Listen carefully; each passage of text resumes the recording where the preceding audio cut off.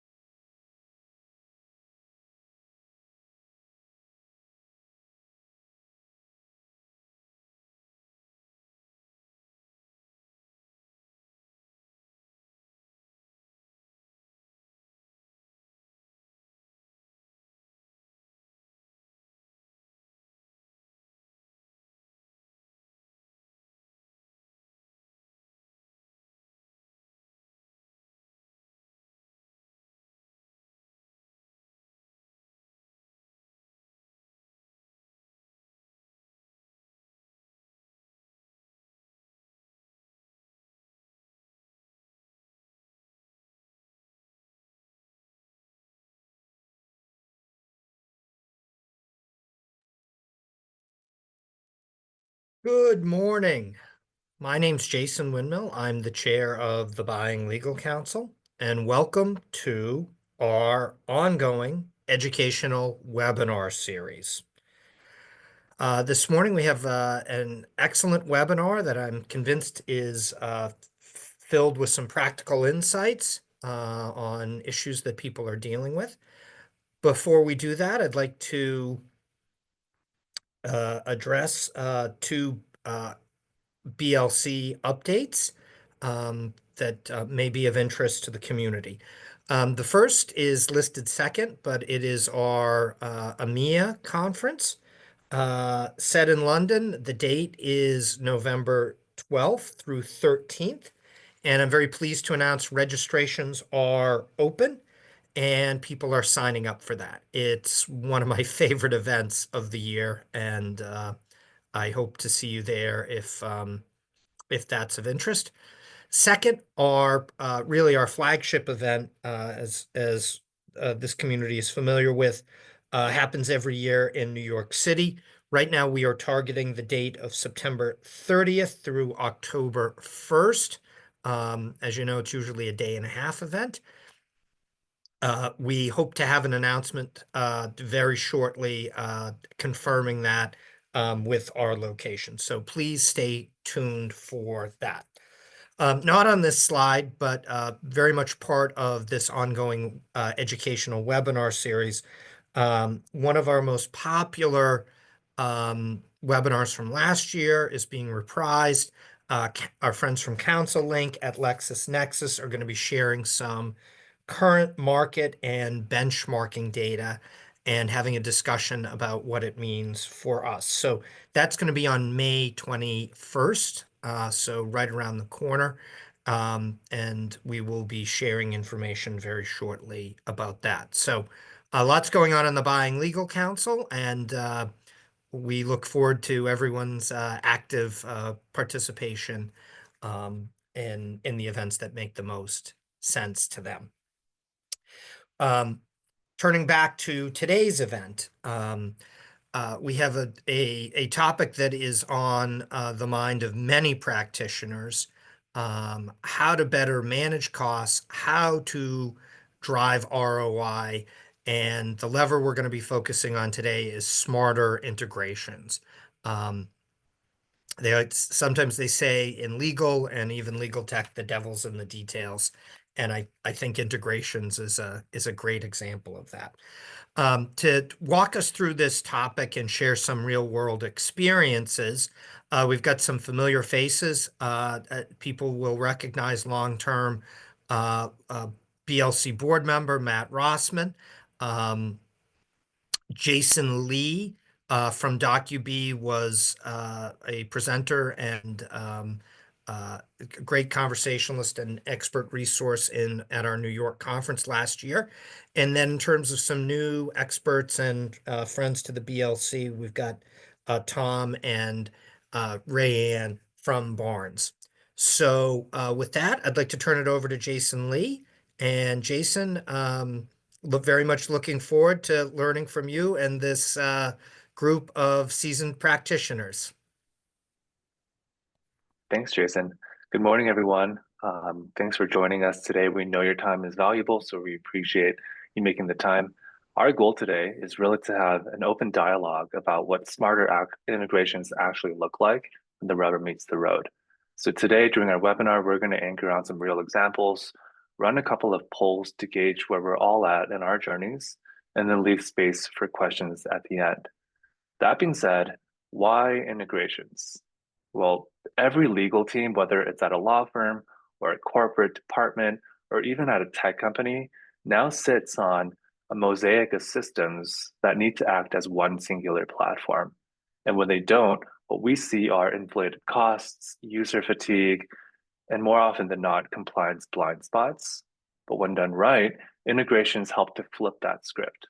They're going to help compress cycle time, they surface clean data for AI, and ultimately they give leadership a very clear ROI story. You're going to hear my voice a lot today, but this is very much a panel effort.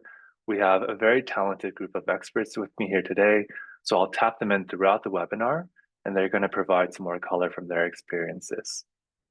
So let's begin with where most teams are today. Most legal teams are running what I call a patchwork platform. And that's really best of breed tools for document automation, e-billing, matter, or spend management and intake. And they're all excellent in isolation. But once they're disconnected, a contract or matter moves downstream, they become isolated, right? And so the moment that handoff happens, someone's going to be copying data to another screen. They're going to reattach a PDF or start pinging approvals by email. And so at one point, that was tolerable when volumes were lower and clients were more patient, but it starts to break down when outside counsel guidelines expect same day status updates and turnarounds, or when finance wants spend analytics by the month end. And so there are really three major market forces turning this pain into a C-suite priority. First off is ecosystem bloat. The average AM law firm now maintains 6 to 8 core legal tech platforms, but double that if you start counting niche point solutions. And so the real pain there isn't just cost of licenses, it's the context switching that pulls attorneys out of flow and inflates their non-billable time. Ultimately, every minute that attorneys spend juggling systems is also a minute that erodes their profitability. Secondly, on this sheet here is workflow velocity. Matter counts keep climbing, but turnaround expectations keep shrinking. And so what that means is that manual handoffs are the bottleneck that everyone can see, but nobody begins to own. And that's going to ripple straight through to billing accuracy, privilege protection, and client satisfaction at the end of the day. And finally, what's driving modern legal ops is the API first mandate.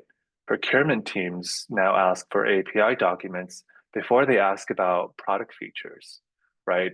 They want the assurance that your product can plug into whatever AI or BI or CLM initiative is on next quarter's roadmap. And so open, well-documented endpoints that support e-signature or clause level redlining have all moved from nice to have over to must have at this point. And so that's a little bit about why integration is no longer a back office IT project. It's really the backbone of client service, risk management, and profitability. So if that's the current state, then the reality check is that embracing integrations is only the beginning. The bar is moving and it's moving quite fast. And so one of the most immediate forces is the rise of AI and predictive tooling. Legal teams are already starting to experiment with whether that's clause analysis or automated red lines or early risk scoring, but none of those tools work in a vacuum. So if your data is trained on siloed or incomplete data, then the value of that drops dramatically. And AI then becomes yet another disconnected platform or tool unless it's embedded in your workflow and fed clean real-time data. Another factor here is regulatory evolution, and that's quietly reshaping requirements across various industries. And so, for instance, the SEC has a new cyber incident disclosure rule that now demands real-time reporting. That's going to make disconnected workflows an immediate liability because every workflow has to know where the data sits, who touched that data, and when that data was moved. And so the only practical way to satisfy that level of auditability is to have systems talking to each other natively with logging baked in. And finally, we're seeing a push towards ecosystem growth and standardization. APIs aren't just internal tools anymore. They're really becoming the currency of interoperability between vendors. And more clients are demanding open platforms, they're demanding modular designs, and they're also demanding plug and play compatibility across their legal ecosystem. And so, put differently, the question isn't really, should we integrate? It's more about, can our platform keep pace with AI workflows? Can our platform keep up with the expanding regulatory surface? And can we, as an organization, keep up with our clients who expect more functionality out of a plug and play feature? That's going to require a mindset shift. It's going to shift from being project-based integrations to more of an integration fabric, meaning a cohesive layer where integrations aren't just added, but continuously evolve and scale as needs change. So let's shift gears a little bit. The value of integrations is really clear, but the reality is they can also introduce a lot of complexity, especially when things aren't done right from the outset. In our experience, integrations aren't just a technical challenge, they're also a cross-functional challenge, right? The complexity just doesn't sit with individual tools. It also lives in the spaces between those tools. It lives in the handoffs and the connections, and that's exactly where the friction starts.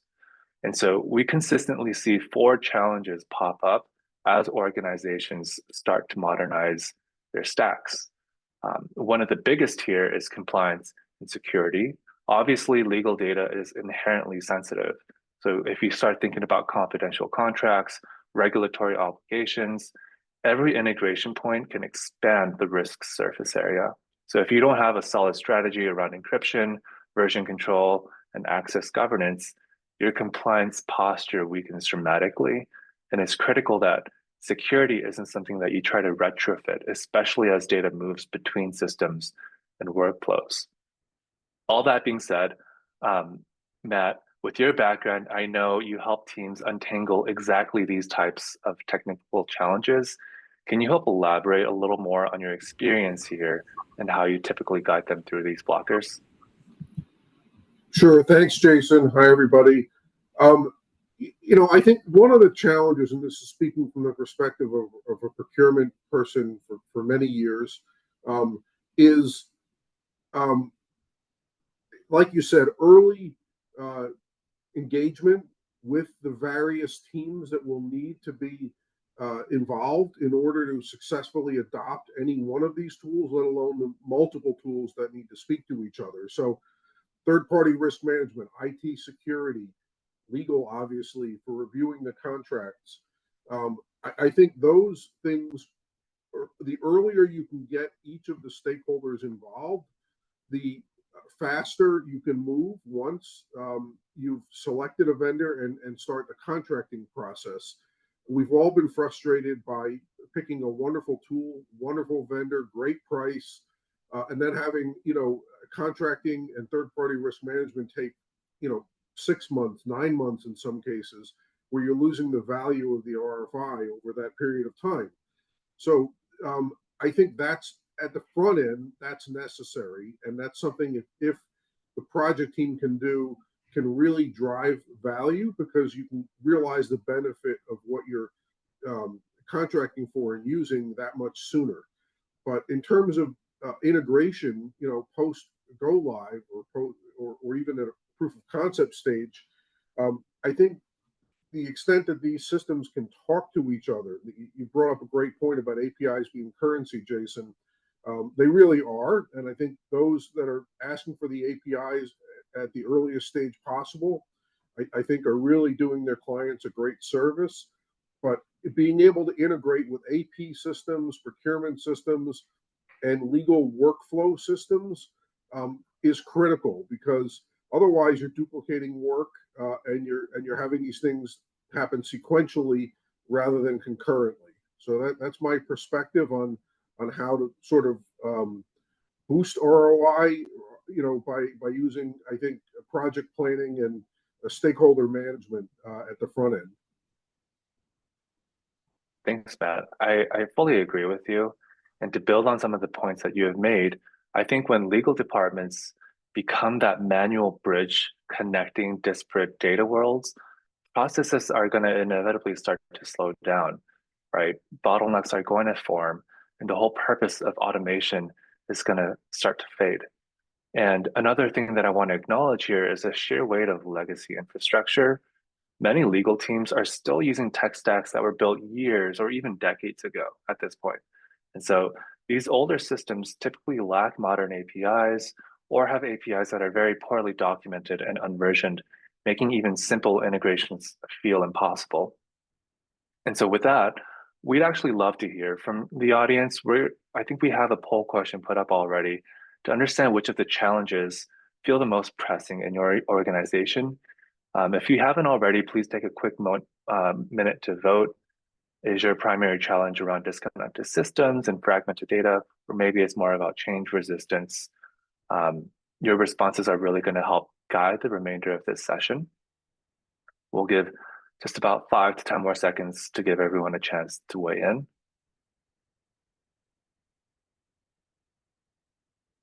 All right. So as we consider, you know, that poll and the results from that poll and reflecting on some of the challenges that we've just discussed, I want to start to look at some of the more strategic mindset that successful organizations are adopting around integrations. To Matt's point again, integration success isn't simply about connecting point A to point B.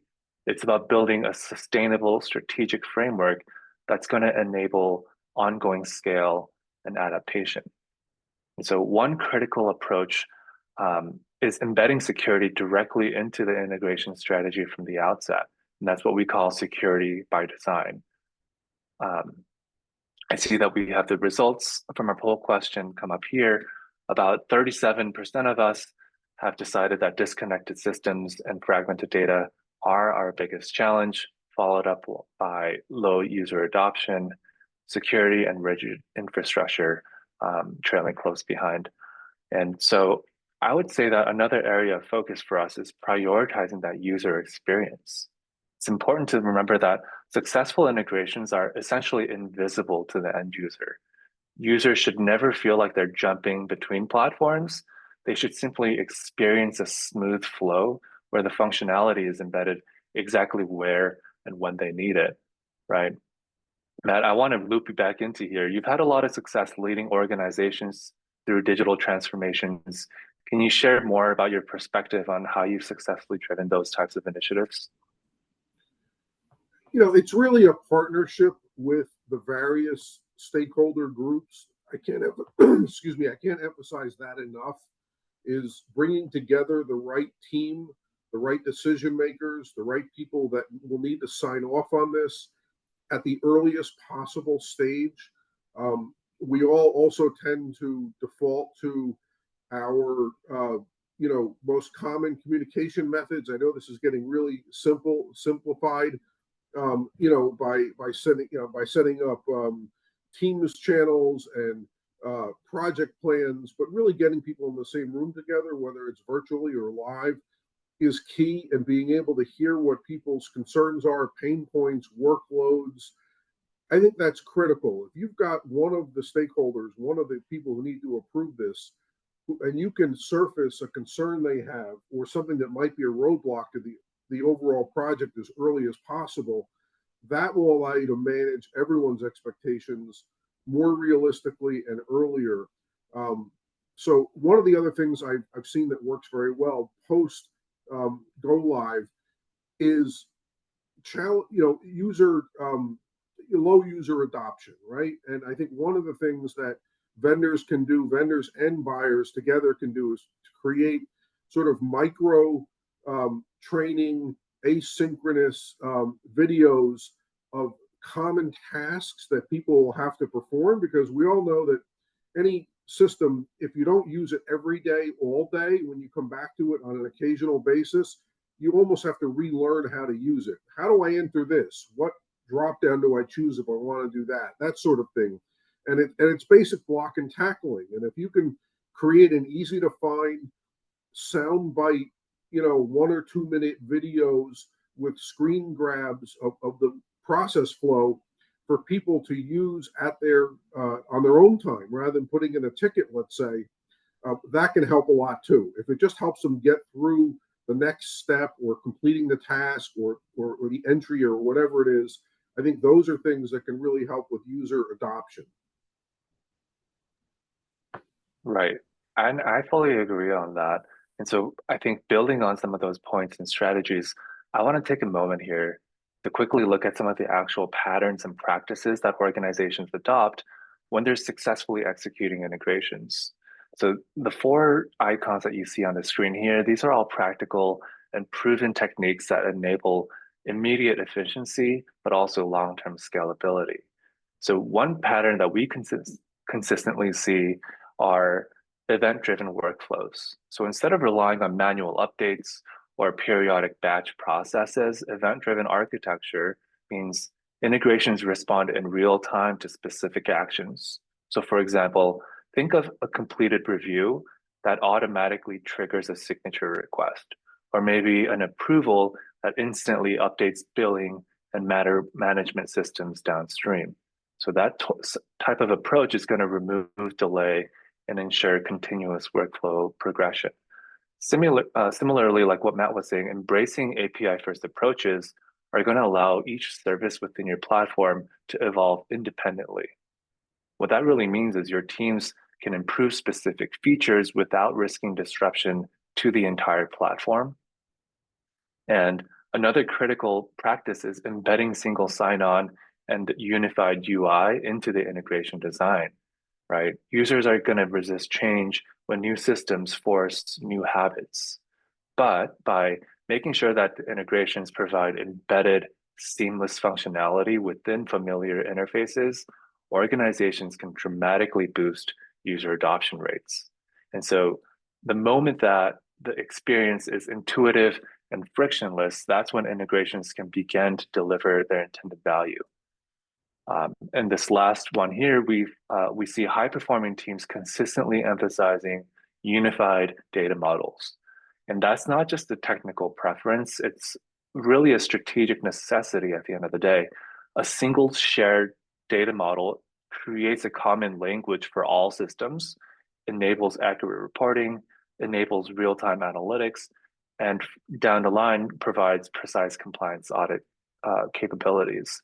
So without that unified model, teams are going to spend countless hours translating between different system vocabularies, and that's time that could be spent delivering strategic value instead. So we spent a lot of time upfront unpacking why integrations are critical, how they're done well, and the risks of overlooking them. But I want us to take a step back and dive deeper into the question that's always top of mind for us. And that's, how do integrations practically drive return on investment? And what does that really look like in a tangible way? So to provide a practical input on this or perspective on this, Tom, I'd love to pull you in here. I know that at the Barnes firm, you've been navigating exactly this issue. Could you help walk us through your approach to evaluating new tech from an integration standpoint? Yeah, sure, Jason. Thanks. At the Barnes firm, integrations, I guess for every firm, are absolutely necessary. But for us, every product that we consider, the first thing that we say is, "Hey, that's great, but does it really integrate with what we already have?" It's not going to be worthwhile going forward for today to get something that's not going to integrate. So if it doesn't integrate initially out of the box, and we really like the product or like the features, then we ask, like, how easy is it to build an integration? Are there robust APIs that we can utilize to actually customize an integration? And that's very important, having a robust API. And without that, it's going to be almost impossible to have a successful product. So, for example, like, let's just say that you had a state-of-the-art AI medical record summarization tool. If it's not integrated with your system, you have to like download records from your case management system, upload them to here, process them, download that information, and upload it back to your case management system. And I think we're all familiar with that in the past, but going forward, we know that very few people will go through the effort to use that. And without having people use it, obviously there's no ROI. And so when it comes to technology at your firm, I believe it can only be impactful if you have full buy-in from the users. And that's not going to happen without making it easy and part of the software that they use every day. Thanks, Tom. I think you captured it perfectly. ROI isn't theoretical at the end of the day. It should be tangible, right? And so instead of requiring users to jump between different platforms, perform manual data transfers, or rekey information, well-executed integrations are going to embed that critical functionality directly into their custom workflows. And so another way to put it is integrations turn potential value into actual realized benefits. And that can be shorter cycle times, fewer errors, enhanced productivity, or all of the above. And so the moment that you start to remove those tedious manual steps, you create a really compelling incentive for end users to embrace new tools. That's going to help unlock the full potential of your tech investments. So it's really critical here to understand the benefits that integrations deliver, but it's also equally important to spotlight some of the hidden costs of delaying an integration project or under-investing in your tech strategy. And often these costs aren't going to surface immediately. They accumulate very quietly over time. They create risks that you might only recognize after they've started to impact your operations. Rayanne, I know that you have a very unique vantage point working closely with legal ops teams and sourcing stakeholders. Could you share your insights on how you've seen this manifest in practice and how it tends to impact the teams that you've worked with? Yeah, thank you, Jason. So I play an interesting role here at my firm. I oversee our case management system, but I also have the paralegal background. So I think it's important because I know from a different vantage point and have a better understanding of how integrations and automations are important for the attorneys and their teams. The automations here at our firm are important. It kind of lets the automations do the things behind the scenes and lets our teams focus maybe on more of a higher value task in the file. We have automations and integrations that kind of maybe handle the monthly client communications, and then the teams can intervene when necessary, which, like I said, gives them time to focus on more valuable things, reviewing the file, reviewing medical records, working up demands for settlements and things of that nature. And just eliminates those, again, I think you've touched base, the manual tasks that just sit there and linger from time to time to time, and which really cuts down turnaround time and allows the teams to work a case faster from start to finish.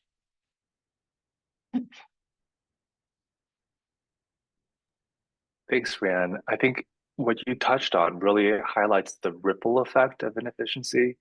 as we all know, legal professionals are already balancing a lot of high pressure workloads. And so poor user adoption on top of that becomes understandable when the technology that they're expected to use adds complexity instead of simplifying their tasks. And so if integrations don't deliver that intuitive, seamless experience, then end users are going to revert back to manual workarounds or legacy processes. And over time, that frustration is also going to erode trust in new solutions and make future change management initiatives even more difficult. And one thing I want to highlight here is around compliance and audit exposure, representing yet another area where delayed integrations become problematic. Because without integrated systems, you're going to have data gaps, and your manual processes are going to create vulnerabilities, such as gaps in audit trails or difficulties in generating compliance reports, and ultimately the increased likelihood of regulatory scrutiny. And so I think organizations that are constrained by legacy infrastructure or constrained by manual processes are going to struggle to integrate new and innovative capabilities like AI contract analysis or real-time matter reporting. And over time, that's going to translate into lost opportunities, weaker competitive positioning, and diminished client trust. We're going to go ahead and launch our second poll here around what's the biggest risk that your team faces by not addressing gaps in your legal tech stack. And so I kind of want to gauge the audience and ask about the risk of delay and underinvestment on their part, right? Is the biggest risk that your team faces tied to wasted time and inefficiency, or perhaps it's around compliance exposure being a top of mind concern? I want to take just 10 more seconds to collect some responses here before we move on.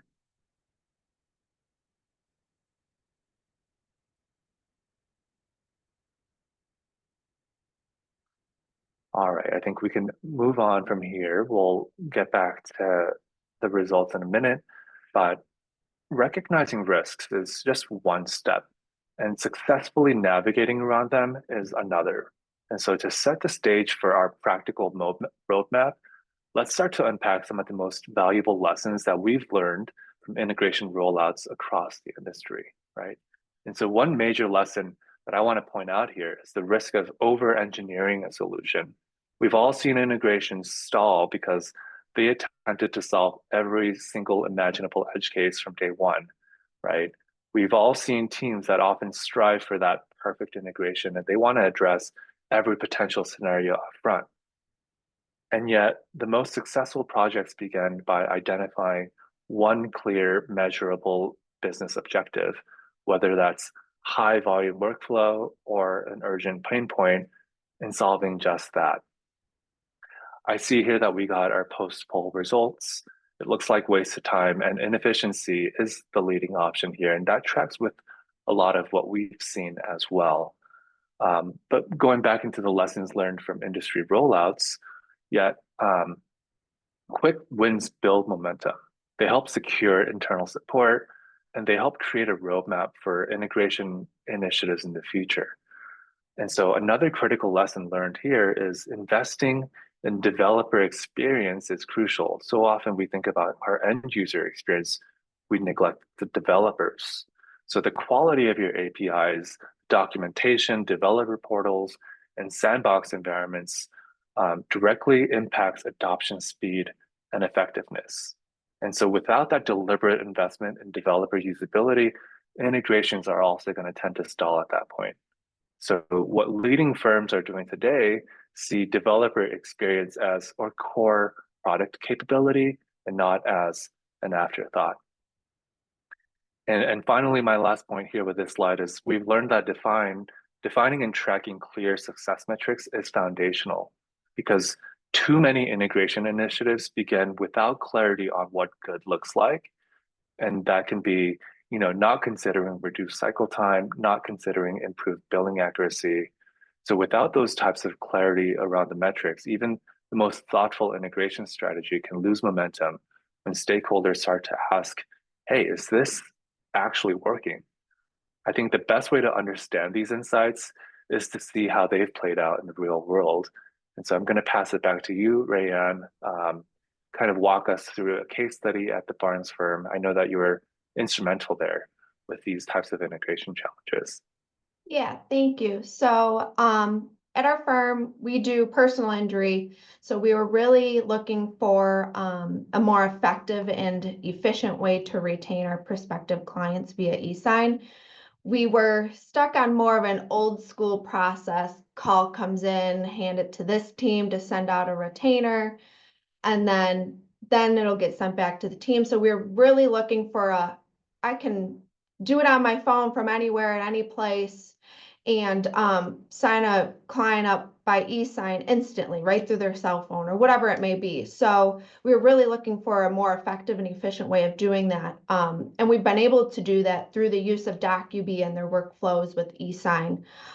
We've been able to integrate those workflows with our case management system with Smart Advocate, which allows, through the use of those APIs, it pushes all the data from the workflow that was put in using Docubee and pushes to our case management system to automatically send retainers to the client, whether it be by text or email. So now our teams don't have to manually do that process. Call comes in, the attorney puts the call information into the system, into Docubee, pushes to Smart Advocate, and automatically sends those documents to the client. We're able to now way easier track all of our intakes. We can run reports. Cases are automatically created. So now it eliminates that manual labor of someone creating that case. It allows the attorneys teams really to immediately begin work on those files. And like I said, there's no delay in waiting for those files to be created. And we, with these automations, have reminders that immediately go out to the client. Hey, you haven't signed the retainer yet. Give my team a call. Here's my paralegal's number. Here's my number as the attorney. Give us a call with any questions. That's all automated now, which eliminates, like I said, the manual labor of the attorney's teams doing that job, which allows them to focus on other cases as well too. So. Great, thanks so much for that, Rayan. And so I think the natural question, given all that we've discussed, is how do we practically move forward from here? Integration might sound compelling, but what's really the tactical approach that we can adopt today? So Tom, I want to loop you back into here. You've shared some great insights about how you approach this at Barnes. Could you help elaborate on your methodology and share how you might have recently applied it successfully? Yeah, sure. For a plan moving forward, I would just say that, you should question everything that you do in your law firm. Why do we do it this way? Why are there so many steps? What types of things can we automate? I call it a ridiculous. You probably heard something like that before. A list of processes that are just so ridiculously tedious or inefficient. And then if you go ahead and look to attack those, go for the lowest hanging fruit, so to speak. Something that would have a significant impact, immediate impact. Go after that first. You need a quick win. So as Rayan just outlined, our recent challenge, we were able to look at something that directly affected the most amount of people and something that would instantly make our teams more effective. So we integrated Docubee with our CRM. And something I'd like to point out with that is that they had an integration with, being able to send out an e-sign document from our system. However, the integration wasn't to where we wanted it to be. And when we looked at our specific situation, and so we reached out to Docubee, and they were able to look at the APIs and quickly develop something that, like Rayan said, it opens cases, it does so many things automatically. And so that's, again, something I'd look to as some kind of a partner. Usually you can gain that from your first call with an integration partner is kind of how comfortable they are with things like that. So with this particular integration, we were able to hit it out of the park. Everyone loves to use the new system. It's easy to use, and like I said, it had the most impact. So for a plan moving forward, I would just say, look for that, something to get that quick win. And then you'll have so much buy-in that everyone in the firm will be looking for the next integration. And they'll provide you with some examples of things that, bother them, and that you can go ahead and take advantage of some integrations to make things more efficient. Thanks, Tom. I think that's exactly the kind of insight that these teams need today, right? So to kind of reinforce what you just described, it's really critical that as product and tech leaders, that we regularly evaluate our workflows and technology choices with a very critical eye, because often, like you said, legacy processes continue simply because just the way it's always been done. But then these unquestioned routines become exactly the reason why roadblocks slow down innovation and growth. And so I think the approach that Tom outlined here is powerful because it really emphasizes simplicity, innovation, and impact, right? Start by questioning your existing processes, identify your inefficiencies, and then pursue solutions that quickly deliver very visible and yet significant improvements.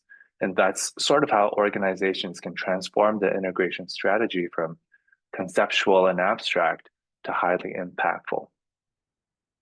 So as we begin wrapping up today's conversation, I want to step back for just a moment and reflect on what it is that we've covered. And these aren't just abstract ideas, right? They're foundational strategies that are going to directly shape your ability to succeed, scale, and innovate.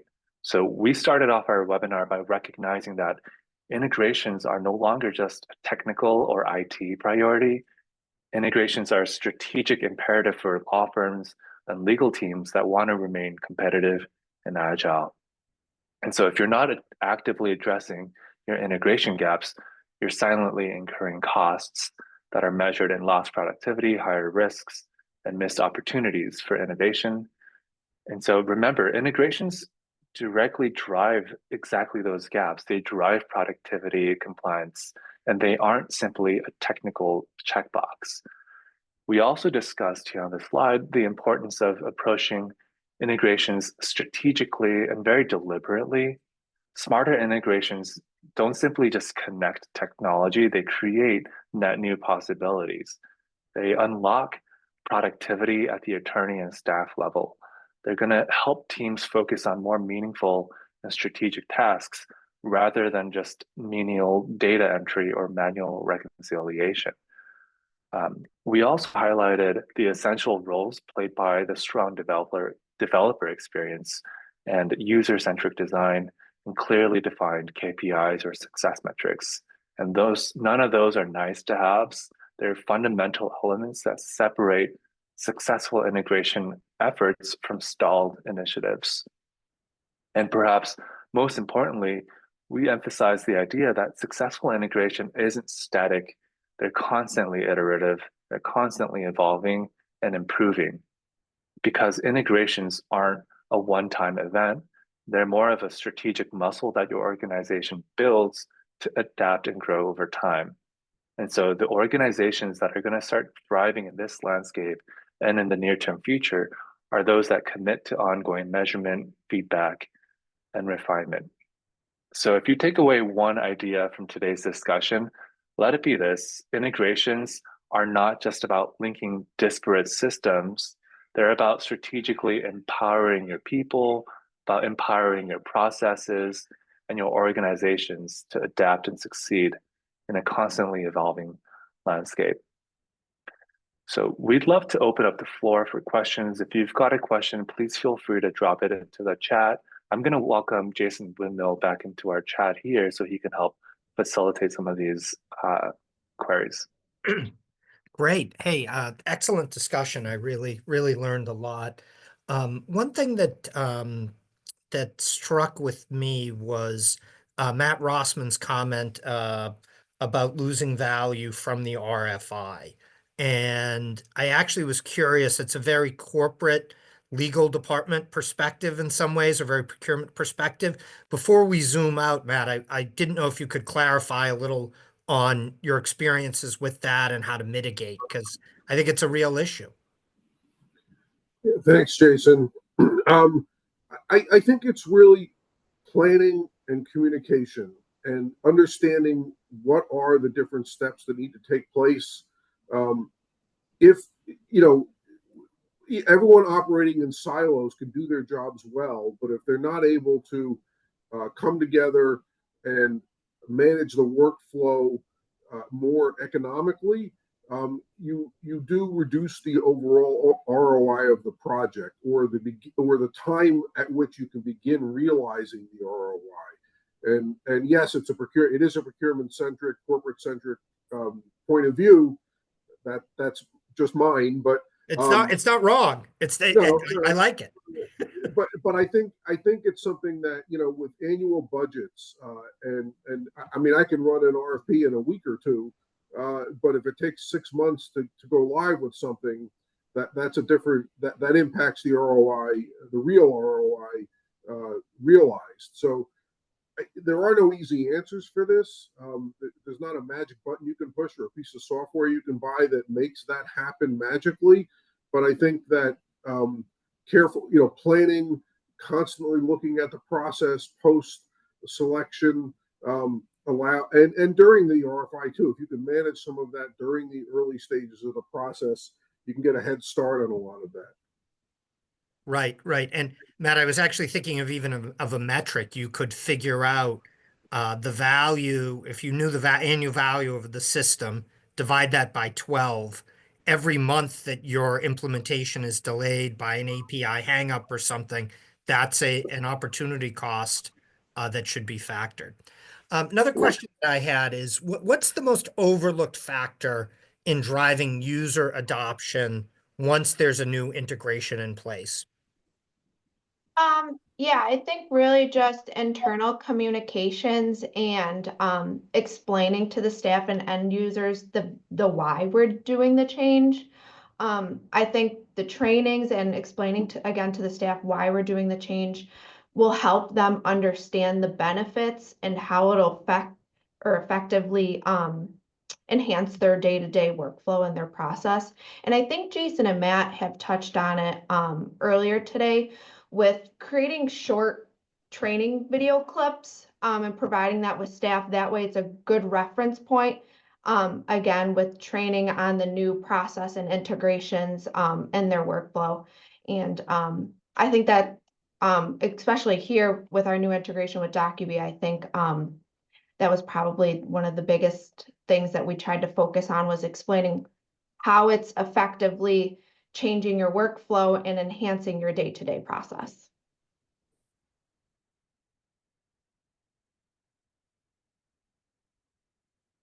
That's great.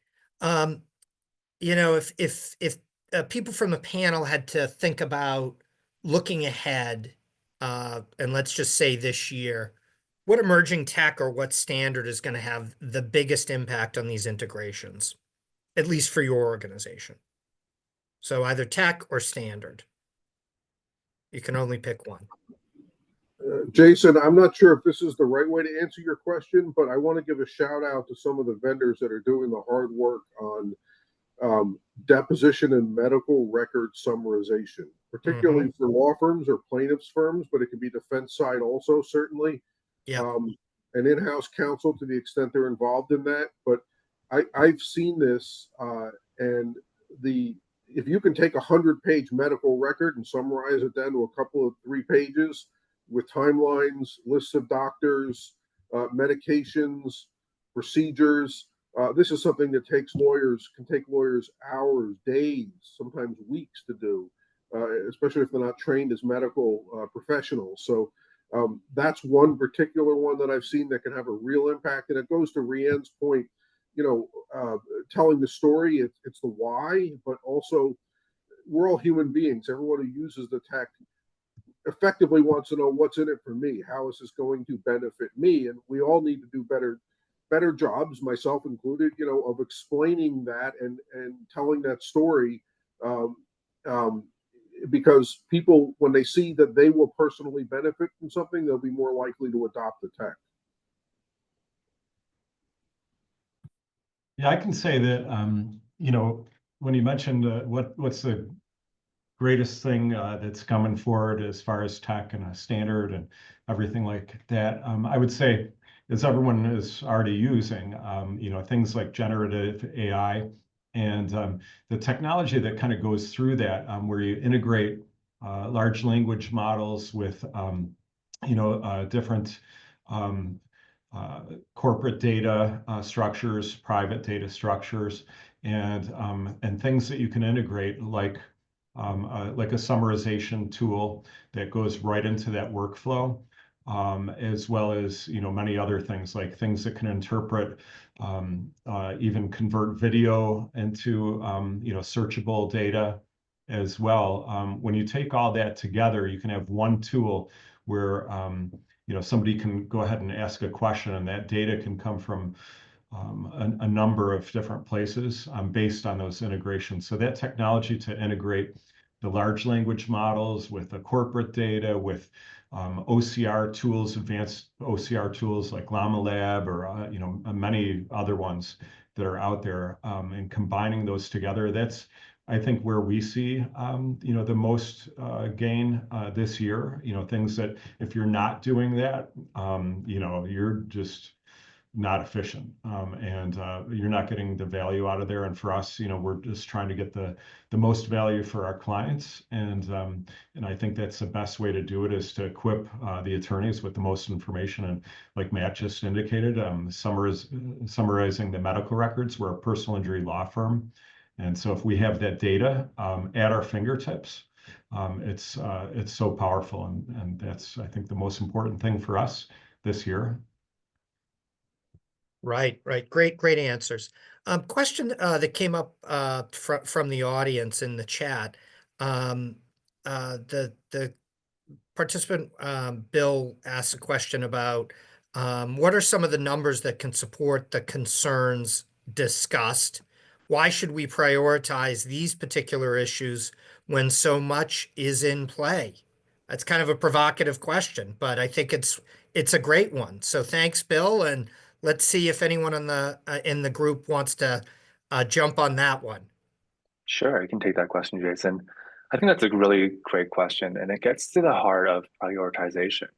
So in our research and our experience, legal teams spend upwards of up to 40% of their time on manual, repetitive tasks, simply because systems are not connected. And that, obviously, like we discussed, translates into lost productivity, delayed cycle times, and increased risk exposure. And so even modest integration improvements, things like automating intake to signatures, can reduce turnaround times by up to 50%. And so when you factor in the compliance cost of audit gaps or data silos, the ROI there becomes even clearer. And so, yes, it's very true that many priorities are competing for attention, but I think integration sits upstream of a lot of them. It's not just about efficiency, it's about enabling everything else to work smarter, faster, and with less risk. Jason, it's Matt. Jason Lee, sorry, I have to point that out.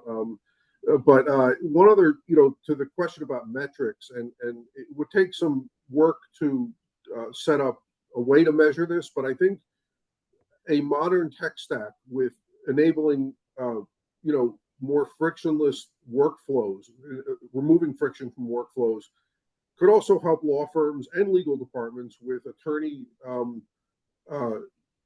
attraction and retention from a hiring standpoint. And I think that's something that's maybe not looked at in the vein of these tools. But if you can make attorneys who, like you said, Jason, are doing a lot of manual tasks, you can remove some of that and increase their job satisfaction, I think you're more likely to retain them.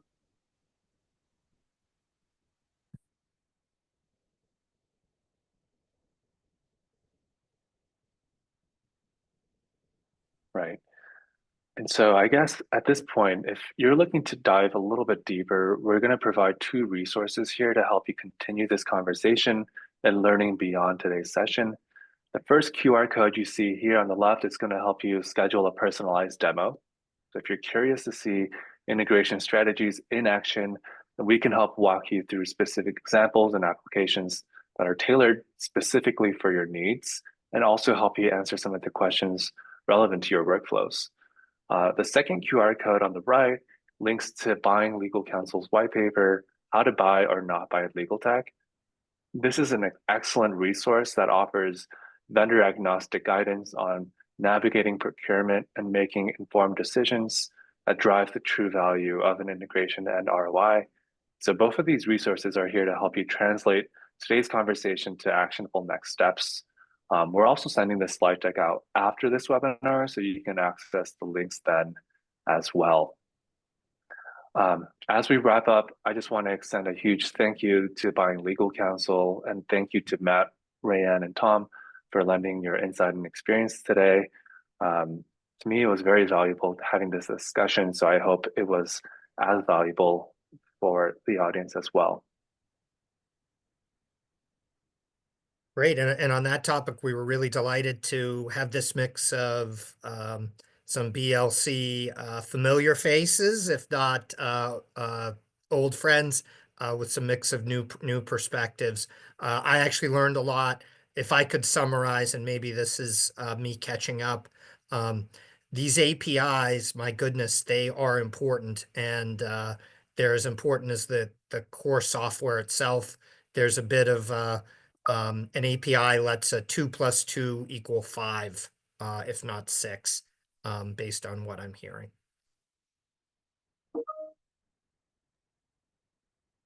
Right. And with that, I think we are ready to wrap up. Thank you everyone for joining us today. If you have any questions, please feel free to reach out. We look forward to continuing this conversation together. Thank you, participants. Thank you, audience. Thank you, Docubee. Bye-bye. Thank you. Thank you.